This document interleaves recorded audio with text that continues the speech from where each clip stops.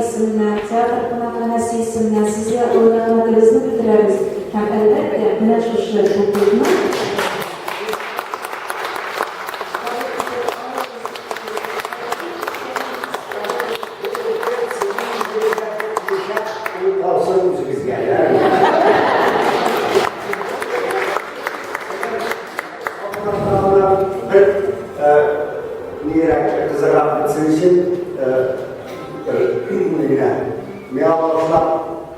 yazgan hepsini kaynağın bakkal üskürtükler şeyler yazan.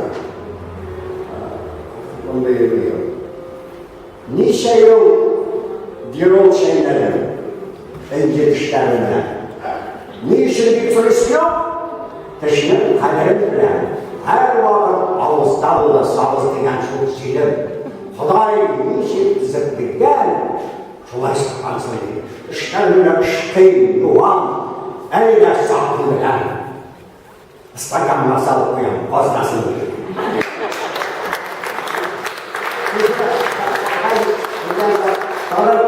Şundan sonra bir giremezsiniz bile. Şu işlerle bağışlarla. Restoranla ilgili şu taraflar. Rısiyaş, rısı ülken işinken.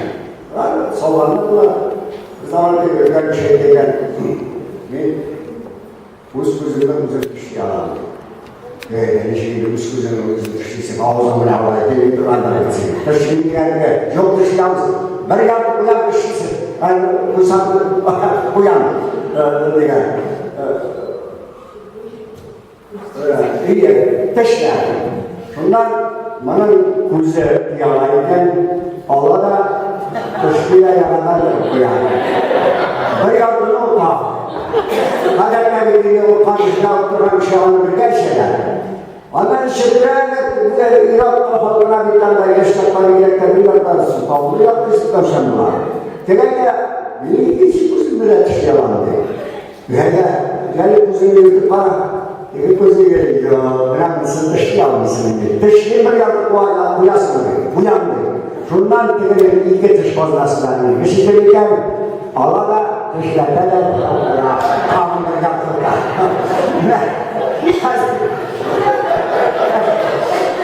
Bunda handikapta olan işler yok. Eğer de bunu yaşayansanız siz de bu tuşla bakacaksınız.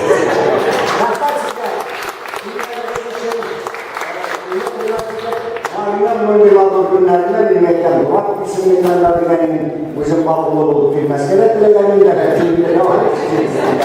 İlk hangi bir kanal bana yamadan rezil efendisi. Mesela rahmetli oranların veren ziyaretler çıkartında bir zoranlar yani kolay şartlarımız için merkez için sizge muşlar diyeyim bu kütüphane bildiğinde hazır kütüphane oldu ki bizim kızıl kitaplar kırgan hayvanlar şişekler